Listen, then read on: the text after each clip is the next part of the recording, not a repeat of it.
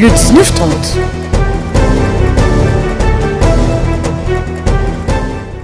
Vous avez choisi Lux Télévision, mesdames et messieurs, pour vous informer. Vous faites bien. Bienvenue à ce journal dont voici les titres. Visite des sites sous tutelle à Tiambazassi et Songolo par le ministre de l'Agriculture, de l'Élevage et de la Pêche, Paul Valentin Gobo.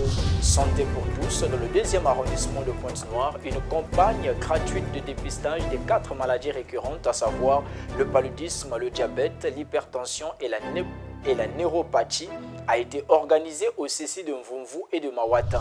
Le journal de Lux TV, c'est tout de suite. Ouvrons cette édition par cette brève. C'est pour bientôt l'inauguration officielle de la nouvelle chaîne de radiodiffusion Lux FM, captée sur la fréquence modulée de 92.5. Lux FM, sa direction est située à Royo, secteur Kitoko Daniel, dans la même enceinte que Lux Télévision. En phase d'essai, la radio Lux FM ouvre son champ à l'information, l'éducation, dans la promotion de l'évangile du Christ et la promotion des entreprises et de leurs produits. Un rappel pour la fréquence, Lux FM est capté sur la 92.5. Au terme de ces descentes, le ministre de l'Agriculture, de l'Élevage et de la Pêche s'est prêté au micro de la presse en ces termes. Vous avez vu que nous avons été dans des sites de pêche, comme ici nous sommes au Cap-Ap. Nous avons été également dans des sites agricoles au sens de production végétale. Et nous avons été chez deux éleveurs, un éleveur de poules pondeuses et un autre un pisciculteur. Bon, c'est de se faire une idée des problèmes auxquels ils sont confrontés, parce que le but pour nous, c'est d'améliorer leurs conditions d'exercice pour que la production agricole au sens large puisse se développer. Donc nous venons voir les problèmes auxquels ils sont confrontés. Ici au Cap-Ap, nous travaillons déjà avec un partenaire japonais, on est assez avancé.